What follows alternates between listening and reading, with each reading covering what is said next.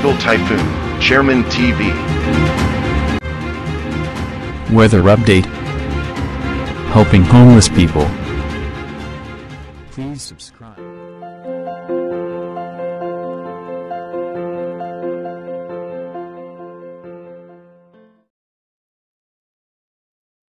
Magandang umaga po, ito po ang latest update natin para nga po dito sa monitor natin na si Super Typhoon Nando. Si Super Typhoon Nando nga po, no, ito nga po ay nasa western section na nga ng Kalayang Cagayan at nasa 2,100 km na ang layo niyan sa Kalayang Cagayan at bahagya nga humina itong si Super Typhoon Nando na nasa 185 km per hour ang kanyang lakas, yung pinakamalapit po yan sa sentro, at may pagbugso po yan na abot na 230 km per hour. Ito nga po ay kumikilos pa westward sa bilis na 20 km per hour.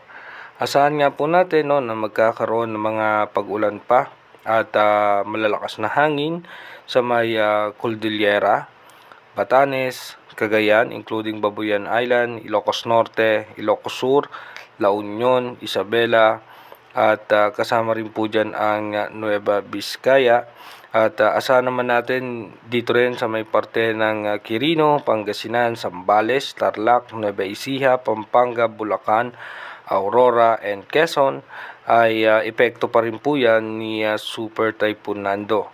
Habang sa Metro Manila naman, Mimaropa, Bataan at natitirang bahagi ng Calabarzon, apektado po tayo ng southwest monsoon. At yung natitirang bahagi nga ng ating bansa, dito nga po sa may Mindanao at Visayas, apektado po yan ng habagat.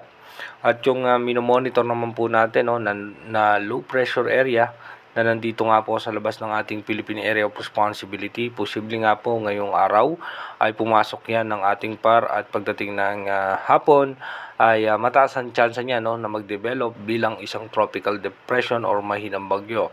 Pero kung magtutuloy nga po itong senaryo na to at ito ay makapasok ng ating bansa, ito naman po ay magkakaroon ng local name na si Opong. Kaya iba yung pag-iingat nga po sa ating mga kababayan dahil ang possible target nga po nito dito nga sa may parte ng Bicol region. Dumako na nga po tayo sa ating advanced weather forecast. Dito nga po sa ating advanced weather forecast, so expected nga po natin mamayang alas 8 ng umaga. Ito nga po ay papalabas na ng ating Philippine Area of Responsibility si Bagyo Nando at pagdating nga po ng alas 11 ng umaga ay tuluyan na nga po, no, na nakalabas ng ating Philippine Area of Responsibility. Ulitin po natin, no, ngayon nga po, no, ng alas 5 ng hapon, yung pinakasentro po niyan ay nakalabas na ng Philippine Area of Responsibility. At mamayang hapon naman po, posible nga po mag-develop na bilang isang tropical depression or mahinang bagyo yung low pressure area na nasa labas ng ating bansa. At possible nga po ang mamayang gabi ay pumasok din po yan sa ating Philippine Area of Responsibility. Possible po yan mamayang gabi o bukas nga po ng umaga. Pagdating naman po ng September 24, so by September 24, nasa eastern section po yan ng Caraga bilang isang bagyo. At pagdating naman po, no, ng alas 8 ng umaga bukas, ito po ay dahan-dahan nga pong kikilos, no, patungo nga po dito sa may parte ng eastern section ng Visayas. At pagdating naman po ng alas 2 ng hapon, so asahan nga po natin na dahan-dahan pa pong lalakas itong bagyo. At pagdating nga po ng alas 8 ng gabi, posible nga po yung pinakasentro niyan ay nasa eastern section na nga po ng Samar. At pagdating naman po ng September 25 ng alas 5 ng umaga, asahan nga po natin dahan-dahan na kikilos patungo nga dito sa eastern Visayas. At asahan nga po natin na magkakaroon na ng mga tsansa ng pag-ulan. Pagdating naman po ng September 26, nasa eastern section na po yan ng Bicol region. Kaya iba yung paghahanda at pag-iingat nga po para sa ating mga kababayan. Pagdating naman po ng September 27, Dito po mapapansin natin by September 27, posible nga po na magkaroon ito ng landfall scenario sa may parte ng Bicol region, pero hindi pa rin yan na yung pinaka 100% na accurate na doon talaga siya dadaan. Pero makikita naman natin yung habagat na patuloy nitong hinahatak na magdudulot niya ng pag-ulan sa ating bansa. At pagdating naman po ng September 28, dito nga po no, by September 27 hanggang 28, makikita nga po natin na tatawirin niya nga itong parte ng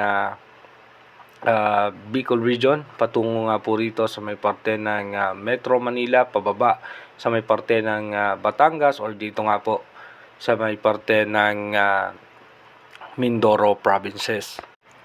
At pagtapos po niyan ay hahatakin pa rin po niyan yung habagat na patuloy na magpapaulan sa ating bansa. At pagdating naman po ng alas 11 ng gabi, nandiyan na po yan sa may parte ng West Philippine Sea. At pagdating nga po ng September 28, sa West Philippine Sea pa rin po yan at patuloy na magpapaulan sa western section ng ating bansa. Dito nga po no, habang nasa West Philippine Sea siya, tataas ang posibilidad niya na mag-re-intensify muli at muling lumakas. Pagdating naman po ng alas 2 ng hapon ng September 28, lalabas na po yan ng ating Philippine Area of Responsibility. At pagdating naman po ng September 28 ng alas 8 ng gabi, makikita nga natin medyo bumalik itong si posibleng bagyong Opong at nasa western section ng Ilocos Norte. Pagdating naman po ng September 29 ng alas 2 ng madaling araw, ito po ay muling lalabas ng ating Philippine Area of Responsibility. Pero again, inuulit nga po natin dahil nga malayo pa itong posibleng bagyo na ito, marami pa rin pong tsansa na magbago po lahat yung ating nakikitang posibleng magiging dadaanan niya. Kaya manatili po tayong tumutok sa ating advanced weather forecast para malaman nga po natin kung ano nga ba yung mga posible pang pagbabago nitong minomonitor natin na panibagong sama ng panahon na makakaapekto sa ating bansa. Mag-iingat po tayo palagi. God bless po sa ating lahat.